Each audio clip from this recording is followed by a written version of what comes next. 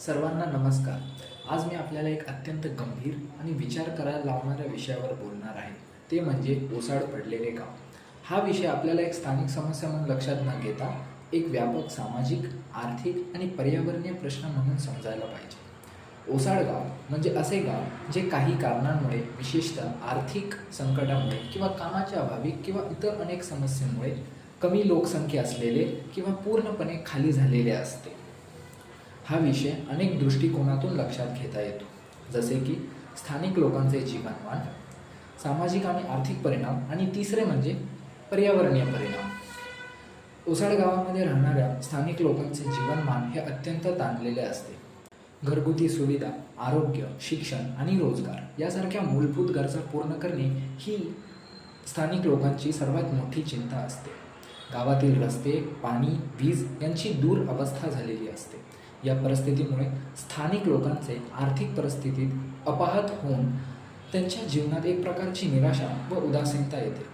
दुसरे म्हणजे सामाजिक आणि आर्थिक परिणाम. ओसाड गावांचा सामाजिक आणि आर्थिक परिणाम हा तत्कालिक आणि दीर्घकालिक असतो.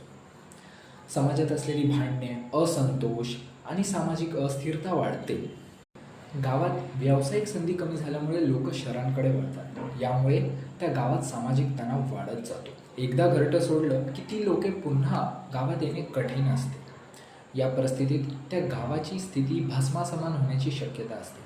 तिसरे म्हणजे पर्यावरणीय परिणाम. ओसाड गावांमध्ये पर्यावरणीय परिणाम हे अत्यंत गंभीर असतात. हिरवेगार असलेल्या झाडांच्या कापणीमुळे आणि मानवी कृतीमुळे मातीची गुणवत्ता कमी होते. जंगलांची वने कापली जातात. तलावे व नद्या व जलाशय यांची दूर अवस्था होते. या परिस्थितीमुळे काही ठिकाणी भूक्षरण, जलसंकट व वायू प्रदूषण यासारख्या समस्यांचा सामना करावा लागतो. काळी ही गावे निसर्गाच्या देणगीमुळे हिरवीगार असायची. आज यांच्या दुर्व्यवस्थेला आपणच जबाबदार आहोत. ओसाड गावांमधील या गंभीर समस्यांचा सामना करण्यासाठी काही ठोस उपाययोजनांची आवश्यकता आहे, ज्यात प्रमुख म्हणजे प्रेरणा आणि शिक्षण.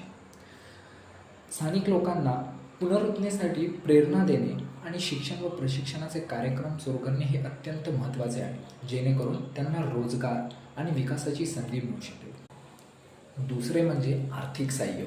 केंद्र सरकार आणि राज्य सरकार यांना ओसाड गावांसाठी काही विशेष आर्थिक पॅकेजेस आणि उपक्रम सुरू करणे आवश्यक आहे. स्थानिक उद्योजकतेला प्रोत्साहन देणे आणि प्राथमिक सेवेची व साधनांची सुधारणा करणे हे अत्यंत महत्त्वाचे आहे. तिसरे म्हणजे पर्यावरणीय संरक्षण. पर्यावरण पुनर्स्थापनेसाठी काही ठोस उपाययोजना आवश्यक आहेत, जसे की वृक्षारोपण, जलसाठा संवर्धन आणि मातीची गुणवत्ता सुधारणा. चौथा आणि सर्वात महत्त्वाचा मुद्दा म्हणजे सामाजिक सुधारणा.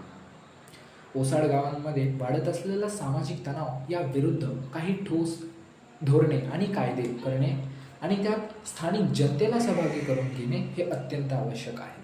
संपूर्ण समाजाच्या सहभागाशिवाय ओसाड पडलेल्या गावांचे पुनरुत्थान शक्य नाही. यामध्ये केंद्र सरकार, राज्य सरकार, स्वयंसेवी सेवा संस्था, स्थानिक जनता आणि व्यापारी घटक यांची एकजुटी महत्त्वाची आहे.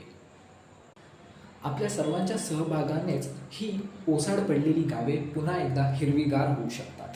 धन्यवाद.